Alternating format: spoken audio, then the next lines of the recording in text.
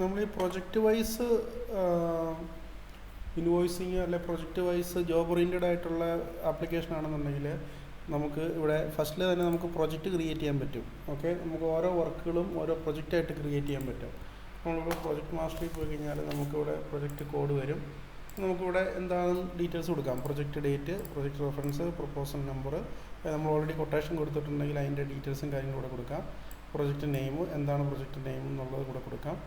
Okay, പിന്നെ description എന്തെങ്കിലും ഉണ്ടെങ്കിൽ അത് കൊടുക്കാം. ലൊക്കേഷൻ എവിടെയാണെന്ന് വെച്ചാൽ അത് കൊടുക്കാം. ക്ലയൻറ്റിൻ്റെ പേര് നമുക്കിവിടെ സെലക്ട് ചെയ്യാം. ഇവിടുന്ന് ക്ലയൻറ്റിൻ്റെ പേര് നമുക്കിവിടുന്ന് സെലക്ട് ചെയ്യാം. പിന്നെ നമുക്ക് പ്രൊജക്റ്റ് ടൈപ്പ്, ഇത് പ്രൈവറ്റ് ആണോ ഗവൺമെൻറ് ആണോ സെമി ഗവൺമെൻറ് ആണോ സെലക്ട് ചെയ്യാം.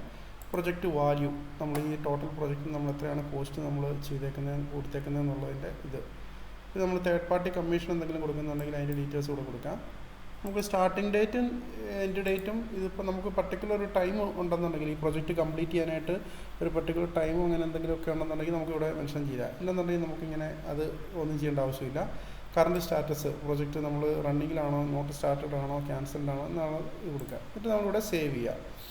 സേവ് ചെയ്ത് കഴിഞ്ഞാൽ നമുക്ക് ആ പ്രൊജക്റ്റ് അവിടെ ക്രിയേറ്റ് ആയി. പിന്നെ നമുക്കിവിടെ സ്കോപ്പ് ഓഫ് വർക്കൊക്കെ നമുക്ക് വേണമെങ്കിൽ നമുക്കിവിടെ ഇങ്ങനെ ആഡ് ചെയ്യാൻ പറ്റും. നമുക്ക് ഓരോന്നോപ്പം സ്കോപ്പ് ഓഫ് വർക്ക് എന്താണ്, camera fixing, work group, camera എത്ര ക്വാണ്ടിറ്റി ആണത്, മാർക്സ് എന്തൊക്കെ ഉള്ളത്, അപ്പോൾ ഇങ്ങനെ നമുക്കിങ്ങനെ ഓരോന്നോരോന്ന് ഇവിടെ ഇങ്ങനെ അടിക്കാം. നമുക്ക് ഈ ഒരു പ്രൊജക്റ്റിനകത്ത് നമ്മൾ എന്തൊക്കെ കാര്യങ്ങളാണ് ചെയ്യേണ്ടതെന്നുള്ളത് നമുക്കിവിടെ നമുക്ക് മെൻഷൻ ചെയ്ത് വെക്കാം. എന്നിട്ട് നമ്മളിവിടെ സേവ് ചെയ്ത് കഴിഞ്ഞാൽ അത് സേവ് ആയി കിടക്കും. പിന്നീട് നമുക്കതിൻ്റെ ഡീറ്റെയിൽസും കാര്യങ്ങളൊക്കെ നമുക്ക് പ്രിൻ്റ് ഔട്ടായിട്ട് നമുക്ക് എടുക്കാൻ പറ്റും. ഇപ്പോൾ നമുക്ക് scope of work for project number 1005. അപ്പോൾ നമ്മൾ ഇതിനകത്ത് നമുക്ക് എന്തൊക്കെ പ്രൊജക്റ്റുകളാണ്, നമുക്ക് എന്തൊക്കെ കാര്യങ്ങളാണ് ചെയ്യേണ്ടതെന്നുള്ളതെല്ലാം നമുക്കിവിടെ ആഡ് ചെയ്യാൻ പറ്റും. പിന്നെ നമുക്ക് അതിൻ്റെ ഒരു എസ്റ്റിമേറ്റ് കോസ്റ്റ് നമുക്കറിയണം എത്രയാണെന്നുള്ളത് നമുക്കിവിടെ വേണമെങ്കിൽ മെൻഷൻ ചെയ്ത് വെക്കാം. Camera fixing, work group, camera, quantity നമ്മൾ എത്രയാണ്, 15 ക്വാണ്ടിറ്റി. ഓക്കെ, റേറ്റ് ഒരു 100. ഓക്കെ, 100 വെച്ചിട്ടാണെങ്കിൽ 1500.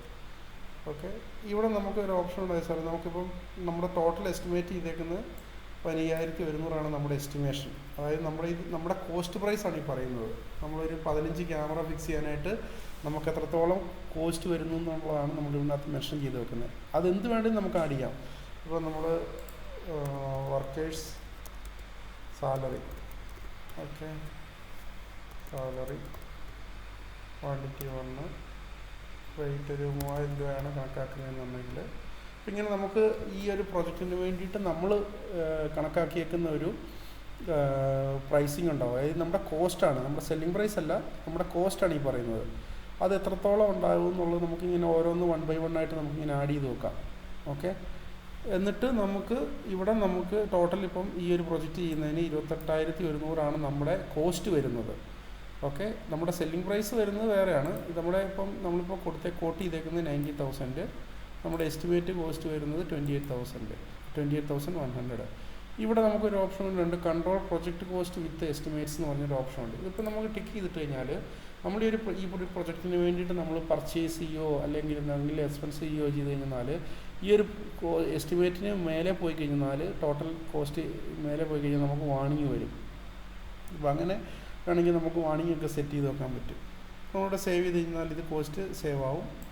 പിന്നെ നമുക്ക് ഇൻവോയ്സുകൾ നമ്മൾ ചെയ്തിട്ടുണ്ടെങ്കിൽ ഈ പ്രൊജക്റ്റിലേക്ക് നമ്മൾ 1, 2, 3 തവണയൊക്കെ ആയിട്ട് നമ്മൾ പ്രൊജക്റ്റ് ഇൻവോയ്സ് ചെയ്യുമല്ലോ. അപ്പോൾ അങ്ങനെ ഇൻവോയ്സ് ചെയ്തിട്ടുണ്ടെങ്കിൽ അതിൻ്റെ ഡീറ്റെയിൽസൊക്കെ നമുക്ക് ഇവിടെ കാണാൻ പറ്റും. അപ്പോൾ ഞാനിപ്പോൾ ഈ ഒരു പ്രൊജക്റ്റ് 1005 ആണ്, ഞാൻ ഇത്രയും ഡീറ്റെയിൽസ് ആഡ് ചെയ്തു. ഇനി നമ്മൾ ഈ പ്രൊജക്റ്റിലേക്ക് നമ്മൾ മെറ്റീരിയൽസ് നമ്മൾ ഇഷ്യൂ ചെയ്യുകയാണ്. അതായത് നമ്മൾ ഈ ഒരു പ്രൊജക്റ്റിന് വേണ്ടിയിട്ട് നമ്മുടെ മെറ്റീരിയൽ യൂസ് ചെയ്യുകയാണ്. അപ്പോൾ നമ്മളിവിടെ ചെയ്യുന്ന പ്രൊജക്റ്റ് മെറ്റീരിയൽ ഇഷ്യൂ എന്ന് പറഞ്ഞ ഓപ്ഷൻ ഉണ്ട്. അവിടെ പോയിട്ട് നമ്മൾ എൻറ്റേർഡ് ബൈ ആരാണ് എൻ്റർ ചെയ്ത് റിമാർക്സ് എന്തെങ്കിലുണ്ട്, നമ്മൾ ഐറ്റംസ്, ഓക്കെ, നമ്മൾ ഓരോരോ ഐറ്റംസ് ആഡ് ചെയ്യുകയാണ്. ഈ സ്റ്റോറിൽ നിന്ന് നമ്മൾ പ്രൊജക്റ്റ് നമ്പർ ഇവിടെ അടിക്കുക, അല്ലെങ്കിൽ നമുക്ക് പ്രൊജക്റ്റ് നമ്പർ ക്ലിക്ക് ചെയ്ത് കഴിഞ്ഞാൽ നമുക്കൊരു പ്രൊജക്റ്റ് കിട്ടും. അപ്പോൾ ഞാനിത് 1005 ആണ്. ഞാനൊരു 10 ക്വാണ്ടിറ്റി ഇഷ്യൂ ചെയ്തു. അടുത്ത പ്രൊഡക്റ്റ് ഇപ്പോൾ നമ്മൾ ഈ പ്രൊജക്റ്റിന് വേണ്ടിയിട്ട് യൂസ് ചെയ്യുന്നതാണ് ഇതെല്ലാം. ഓക്കെ,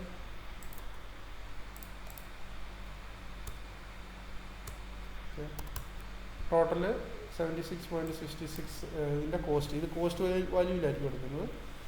സേവ് ചെയ്തു. ഓക്കെ, ഇനി നമുക്ക് ഉള്ളത് പ്രൊജക്റ്റ് ഓവർ ഹെഡ് നമ്മൾ ഈ മെറ്റീരിയൽ അല്ലാതെ നമ്മൾ വേറെ എന്തെങ്കിലും ഈ പ്രൊജക്റ്റിന് വേണ്ടിയിട്ട് നമ്മൾ യൂസ് ചെയ്യുവാണെങ്കിൽ അതിൻ്റെ ഡീറ്റെയിൽസ് ഇവിടെ ആഡ് ചെയ്യാൻ പറ്റും. അപ്പോൾ നമ്മൾ പ്രൊജക്റ്റ് നമ്പർ ഇവിടെ നിന്ന് നമുക്ക് സെലക്ട് ചെയ്യാം 1005. Okay, proper coating, customer name ഇതെല്ലാം വന്നു. ഇനി ഓവർ ഹെഡ് ഇൻഫർമേഷൻ എന്താണ്? Commission paid to agent. നമ്മളൊരു അഡീഷണൽ വേറെ ഏതെങ്കിലും ഏജൻസി ഏതെങ്കിലും ഒരു തേർഡ് പാർട്ടി വഴിയാണ് ഈ പ്രൊജക്റ്റ് വന്നതെങ്കിൽ ചിലപ്പോൾ നമ്മൾ അവർക്ക് വേണ്ടിയിട്ട് നമ്മൾ കമ്മീഷൻ കൊടുക്കും. അപ്പോൾ ഇത് നമ്മുടെ എക്സ്പെൻസ് ആണ്. നമ്മളിപ്പോൾ ഒരു 500 dirhams നമ്മൾ എക്സ്പെൻസ് ഇത് കൊടുത്തു, ഇവിടെ സേവ് കൊടുത്തു. ഓക്കെ, അപ്പോൾ നമ്മളതൊരു പ്രൊജക്റ്റ് ഓവർ ഹെഡായിട്ട് ഇതിനകത്ത് ആഡായി. ഓക്കെ, ഇനി നമുക്ക് വേറെ എന്തെങ്കിലും ഇനി നമുക്കിവിടെ മെറ്റീരിയൽ ഇഷ്യൂ റിപ്പോർട്ട് നമ്മൾ ഈ ഒരു പ്രൊജക്റ്റിലേക്ക് നമ്മൾ ഇഷ്യൂ ചെയ്തേക്കുന്നതിൻ്റെ ഡീറ്റെയിൽസ് നമുക്ക് കംപ്ലീറ്റ് ഇവിടെ കാണാൻ പറ്റും.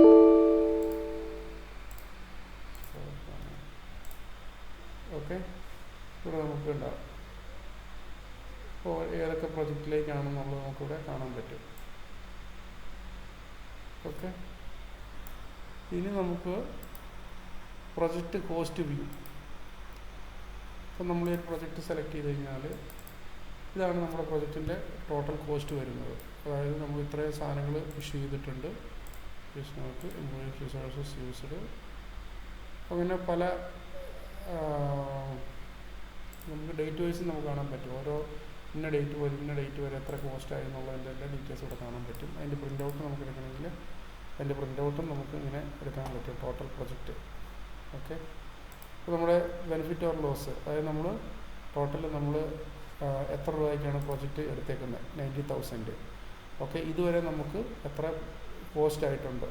15,749 ആണ് നമ്മുടെ കോസ്റ്റ് വന്നേക്കുന്നത്. അപ്പോൾ നമുക്ക് benefit 74,250.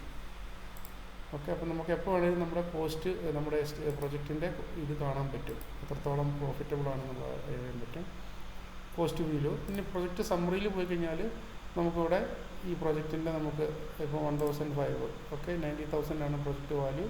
Cost as on date ഇതുവരെ നമുക്ക് 15,749 കോസ്റ്റ് ആയിട്ടുണ്ട്. നമ്മുടെ പ്രോഫിറ്റ് എന്ന് പറയുന്നത് 74,000 ആണ് ആസ് ഓൺ ഡേറ്റ്.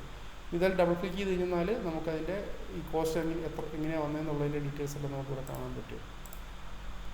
അതിൻ്റെ തന്നെ പ്രൊജക്റ്റ് സ്റ്റാറ്റസ് എന്ന് പറഞ്ഞ വേറൊരു ഓപ്ഷൻ ഉണ്ട്. അതിന് പോയി കഴിഞ്ഞാൽ ഈ സെയിം സംഭവം തന്നെ, പക്ഷേ ഇതിനകത്ത് നമുക്ക് ഇൻവോയ്സ് ചെയ്തിട്ടുണ്ടെങ്കിൽ അതുകൊണ്ട് നമുക്ക് കാണാൻ പറ്റും. ഓക്കെ, ഇപ്പോൾ നമ്മൾ 90,000 പ്രൊജക്റ്റാണ്, അതിൽ നമ്മൾ ഇൻവോയ്സ് ചെയ്തിട്ടില്ല. ഓക്കെ, 90,000 ഇൻവോയ്സും നമ്മൾ ചെയ്തിട്ടില്ല. ഓക്കെ, അപ്പോൾ ഞാനിപ്പോൾ അതിന് ഇൻവോയ്സും കൂടി ചെയ്യുന്നത് കാണിച്ചു തരാം. നമ്മൾ സെയിൽസിൽ പോയി നമ്മൾ പ്രൊജക്റ്റ് നമ്പർ നമ്മൾ ഇവിടുന്ന് സെലക്ട് ചെയ്തു. അപ്പോൾ സെലക്ട് ചെയ്യുമ്പോൾ തന്നെ കസ്റ്റമറുടെ പേരും അതെല്ലാം വന്നു, അതിൻ്റെ കാര്യങ്ങളെല്ലാം നമ്മൾ ചെയ്തു. ഞാനിപ്പോൾ ഒരു 5,000 രൂപയ്ക്ക് ഇൻവോയ്സ് ചെയ്തു. ഓക്കെ, പേരമൗണ്ട് 0. ഇത് ക്രെഡിറ്റ് ലിമിറ്റ് സെറ്റ് ചെയ്തിട്ടില്ല, അതുകൊണ്ടാണ്. ഓക്കെ, നമ്മളിവിടെ സേവ് ചെയ്തു, ഇൻവോയ്സ് സേവ് ചെയ്തു.